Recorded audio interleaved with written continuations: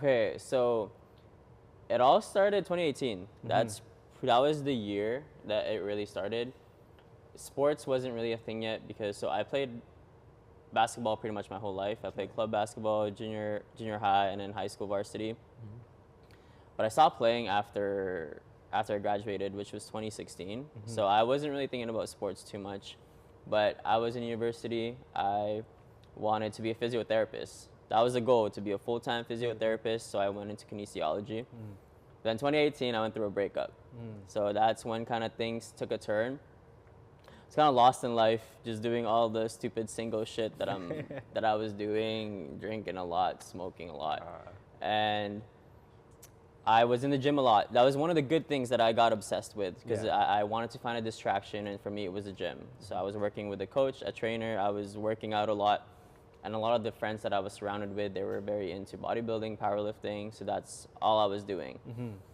At the time, there was a rise in crazy hype gym videos with Alpha Elite, Gymshark, and so the group the thought was, why not we make our own videos? So I started making making stupid gym videos, literally with my iPhone.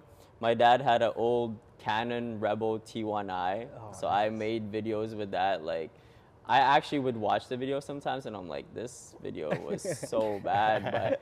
But that was the start of it all. I didn't really have any savings or anything, so I didn't really have the money to buy a camera. But at the time, I was working at Planet Fitness as like a fitness trainer. So I saved up some money, got my first camera, which is the Sony a6500. That's why it's on my hoodie. Yeah. So I got my first camera. And yeah, I was like, you know what, why not give it a try? I was still working at the time, but I said, why not try and land some clients? And so we started in the fitness niche. One of our first clients was Brazilian Apparel. You guys had Dylan here. Of course. Yeah. And then so that was like the first brand that I mainly worked with. So we ran his campaigns for about 2 to 3 years, I think. Wow. So that was like my first biggest client. And then my second big client was I worked full time with G-Fit Wellness. Yeah. Oh yeah. So with G-Fit, we were, me and Carlos were working with them full time. And then after Carlos, Garrett joined in. So I worked with Garrett for a bit. And then in the middle of all that, I was doing all the other, I was shooting everything, everything that you could think of. I shot weddings, shot with other small businesses, whether it's food, clothing, just anything that you could think of that you could film. So that was kind of what I was doing, just shooting everything. And then it wasn't until 2023 when, I watched that anime, which was A Hero no Sora. And it's a basketball anime. And I was like, man, I missed hooping. Because I lost a love for the game after I graduated. It's just my last year wasn't the best year for me. So I didn't play for a while. But then that reignited my passion for playing again. So I just started doing runs with my boys. And then crazy timing was that's when the Sea Bears announced that they were coming to Winnipeg. At the time, I wanted to just get some reps in. So my friend Jesse, he helped me out land just a shoot with one of the Refresh teams. So that was my first basketball shoot. And they loved it. The kids loved it. My community loved it. And after that, I was like, I want to get more reps in, and that's when I went to one of the U of M games.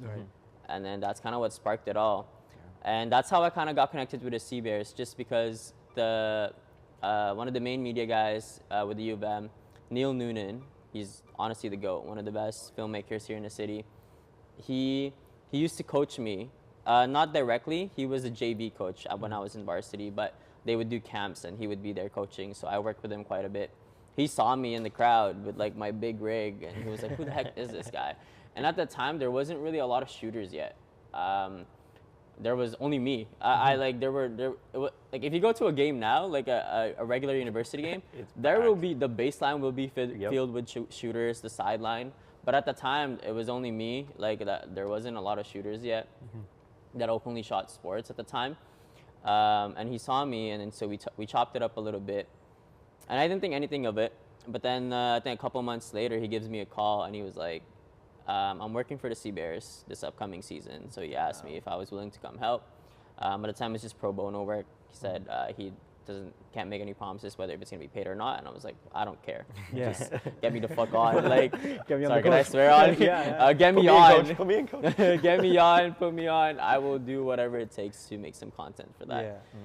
And yeah, so I did it. That's what led to that. And now we're here, just shooting sports, shooting whatever I want. I still shoot I still do weddings. I still do other things on the side, but I transitioned to making my main page just mainly sports. Yeah. So. And might I add, you over-deliver it. You I try my best. I try my best. Been back every season ever since, and then I've told you this, like running as well. You're irreplaceable, dude. Like, and like, I genuinely mean that. That the after game movies that you're making, sometimes on like a time crunch of like a couple hours, and the speed at which you're delivering, the social presence of the Sea Bears, a large credit goes to you.